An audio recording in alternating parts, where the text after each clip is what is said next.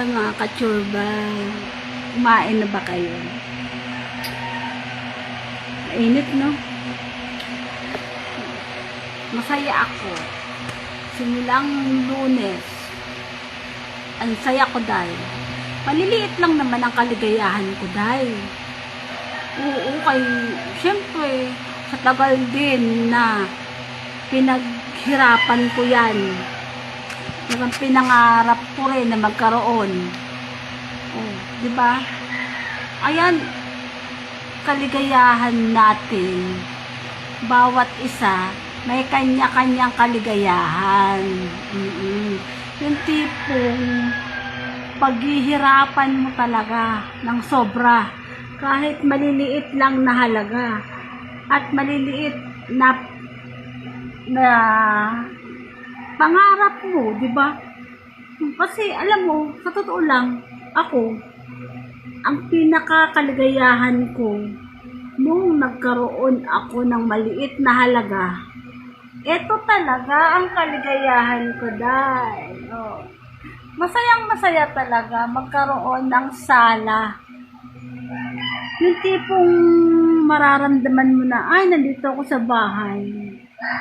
Kasi diba pag nagtatrabaho ka lang, nag-apartment, malimit kasi sa mga apartment, may mga higaan lang, mupo ka dyan sa sahig, or ano. Pero sa akin kasi dahil, napakakaligayahan ko talaga. Masasabi mo kasi ang isang bahay, kapag merong sala. Kasi ito, di ba, ginagawa rin higaan. Pero pag oras na ng tulugan, pwede mong gawin ganito, di ba, may sala ka. Kaligayahan ko yan dahil. Ngayon nagkapera ako talaga, bumili ako talaga nito. Pero sa totoo lang, medyo nasad lang ako ng siguro 2 buwan. Oo, namiss ko talaga, namiss ko kasi to. Namiss ko kasi ito talaga.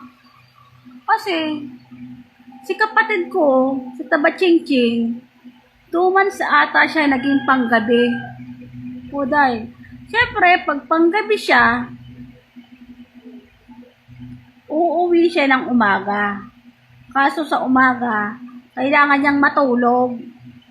Syempre ako, nasa bahay lang, ang tulog ko ay gabi. Bangon ko ay umaga. Siyempre, ako talaga pag nagising ako ng maaga, best in linis na ako, liligpit ng ganto. Kasi hindi. 2 months din ako naging sad, pungal. Kasi nga, panggabi nga yung kapatid ko, 2 buwan. Eto, lagi talaga nakahiga. Ay, di pungal. Tulay. Kailangan niyang matulog na kapatid ko eh. Siyempre may pasok siya. Siyempre pagising niya ng hapon, siguro saglit ko lang to. Saglit lang. Tiklop-tiklop lang. Maya-maya, laglag din. Kasi tulugan na. Ay nako, kaya sobrang saya ko talaga today. Kasi nga, si kapatid ko ay pang umaga na. At least umaalis siya ng maaga siyang lumalayas. Alas 4 lumalayas na siya. Kaya tuwan-tuwa ako. Pag nagigising na ako ng mga bago mag alas 5, nagigising na ako. Ay, best in ano na agad ako. Linis. Yun lang. Kaligayahan ko lang yun. Kayo na. Kaya kayo, pag may kaligayahan kayo, enjoy nyo lang. Dahil mga simpleng kaligayahan tayo, enjoy lang mga enjoy. Alam natin na nagkakaroon din tayo ng gastos.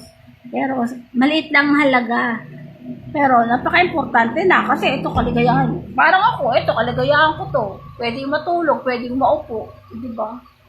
Yeah. I love it. So very, very good. I love it. Pero sa totoo lang, gusto ko talaga, nakasala talaga. As in sala, yung hindi na ilalagay yung higaan, di po, gusto ko talaga nakaganto.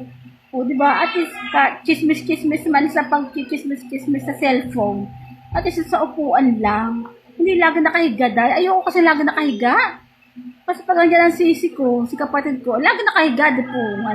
Yung kasi lagi nakahiga dahil lalakihan ng mga taba ko. Yun na, napachika na nga, pati si kapatid ko.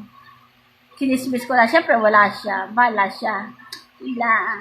Ah, wala lang, bye na.